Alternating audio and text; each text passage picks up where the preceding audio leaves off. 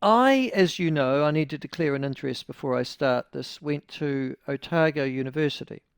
My father went to Otago University, and my oldest son and oldest daughter went to Otago University as well. So there's three generations of my family who went to Otago University. Um, it was a big thing. We're all North Islanders. Well, my oldest daughter wasn't. She was born and raised in Dunedin. But all the rest of us were North Islanders, and like many North Island students, my father, my and his older brother in the late 40s, early 50s, and then me in the 70s, my sisters again, a number of other relatives. We made the migration down from the North Island to the South Island to somewhere really quite different, Dunedin, compared to everything else. The Edinburgh of the South, they called it, to go to university. And Otago University in the, oh God, when I was there anyhow, be a better way of putting it, 1970s, 1980s, was regarded as, if not the leading academic institution in New Zealand, then certainly one of the top two. It was regarded as an indistinguishable, it was just a question of whether you went there yourself.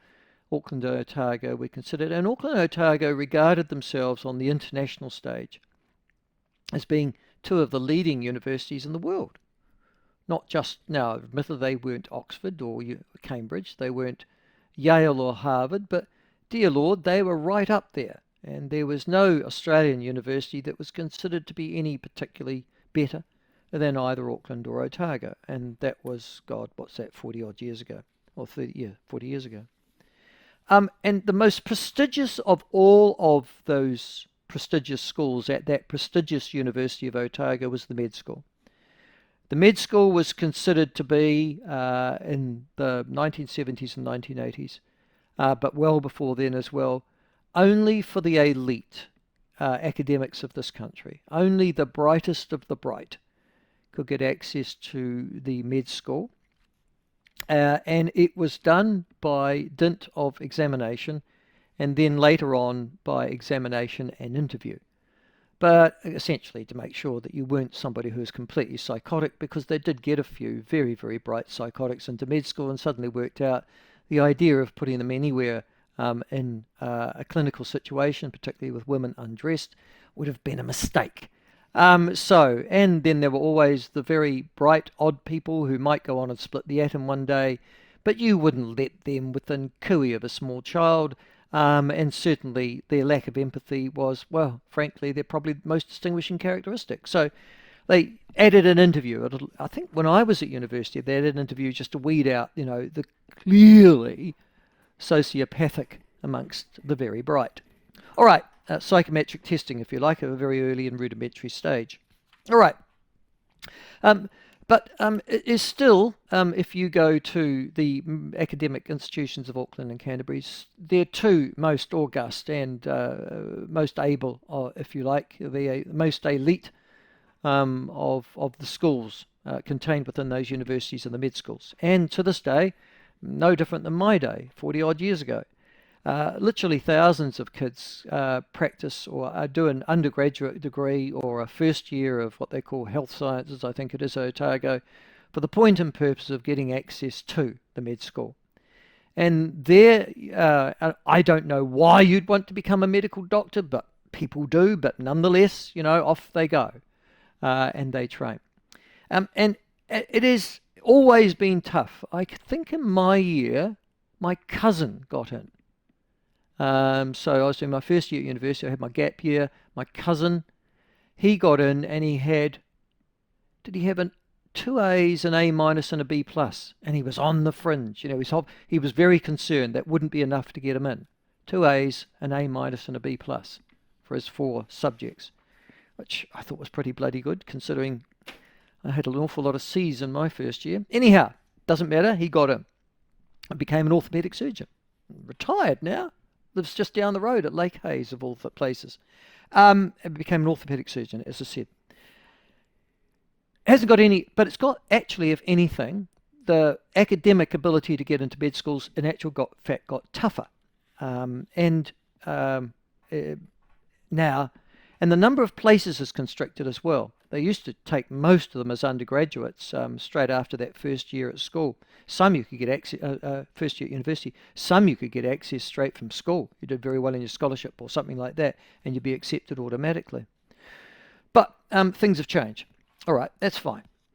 But it's still now really an institution for the elite.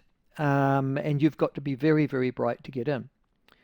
Well, how bright do you have to be depends actually, and this is where this letter I received a little over a week ago, 10 days ago, through the Hello at the Platform thing of a parent who had written to me to express, because I had expressed concern generally about the way in which the world was going, particularly in terms of a lot of discriminatory policies coming out of central government, decided to share with me their most recent attempt of their son or daughter, their child, I think that's the best way to describe it, I don't want to identify them any more than that, their child, of getting access to Otago University's medical school. Now, they were placed, they'd done very well in their exams last year, their first year at university as part of that health sciences course, and they did extraordinarily well, but they were placed on a wait list. So they didn't get immediate access, despite, in this particular case, getting over 90% average. Now, an over 90% average is, well, essentially an A+ average. So despite, it's a bottom of the A+ average, but you've got to be pretty bloody good to get an A+ average. But they were still placed on a wait list to get to Otago University Medical School. And so the parent couldn't understand why they were placed on a wait list despite getting an A+ average, because they knew that was exceptional and that should automatically get you in.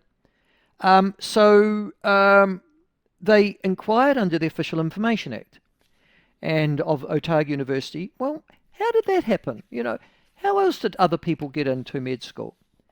And discovered to their consternation, and received a letter back from Otago University explaining it all, that in actual fact their child, and the average for the minimum average academic score to get a non-waitlist offer admission to Otago University Med School was 91%.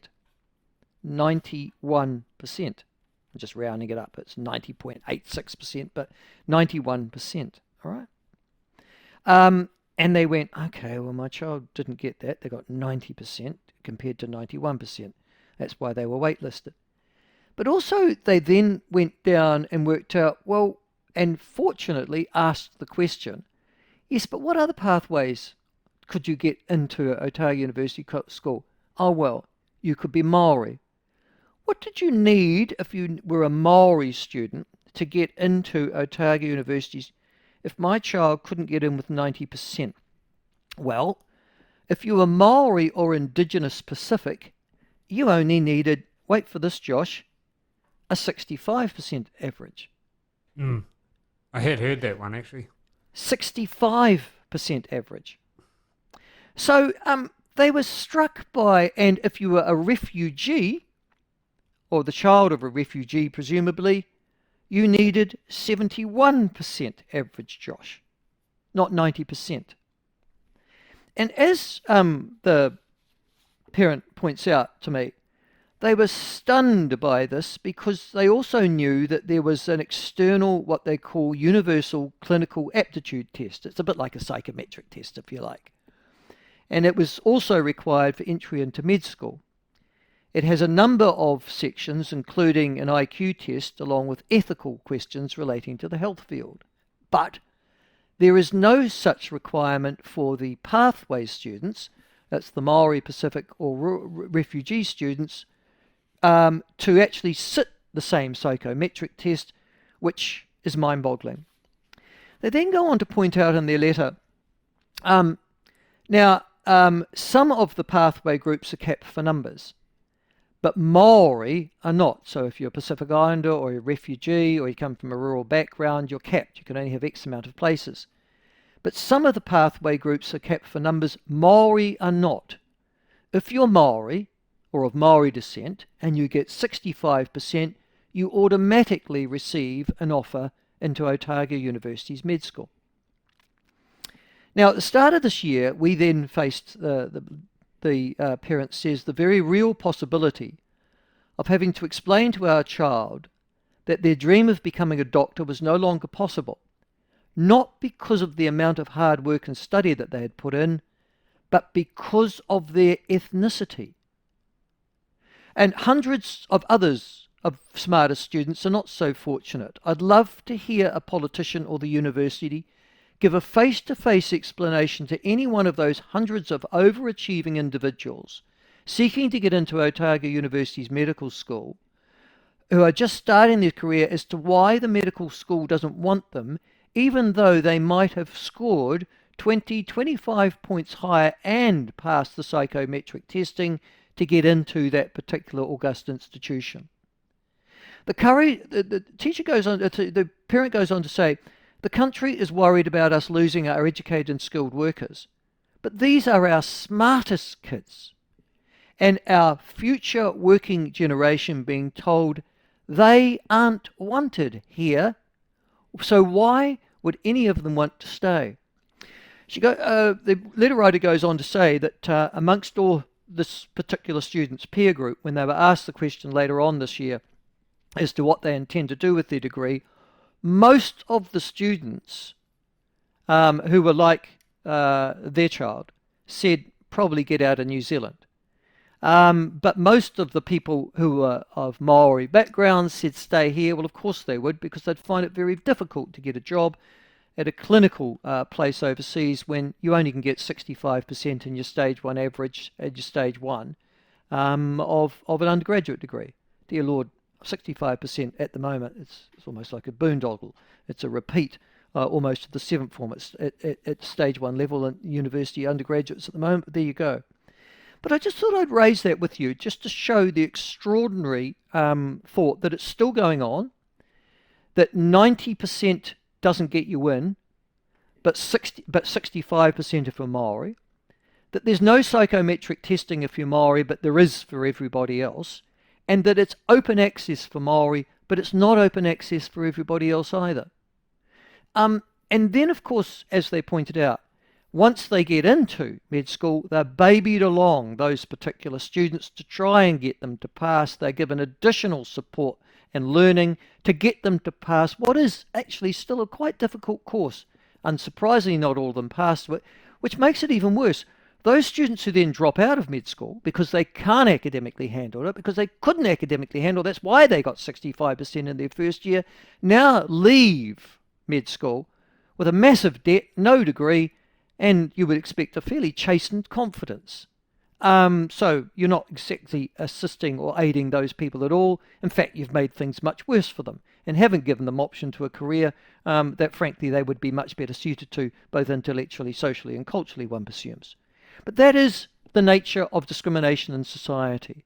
This is why discrimination's wrong, because not only are you ensuring that one group of people are treated with especial favoritism, but you're also ensuring that the most important of your institutions, the most important of your professions, the ones that save lives on a daily basis, are going to be routinely and systematically de-escalated in intelligence and ability by your entitlements of your assessment regime to get them into med school in the first place. It's an extraordinary situation. It's occurring to this day, and no one, as this parent says, whether from Otago University or any of our members of Parliament and our elected representatives, wants to do a blind thing about it.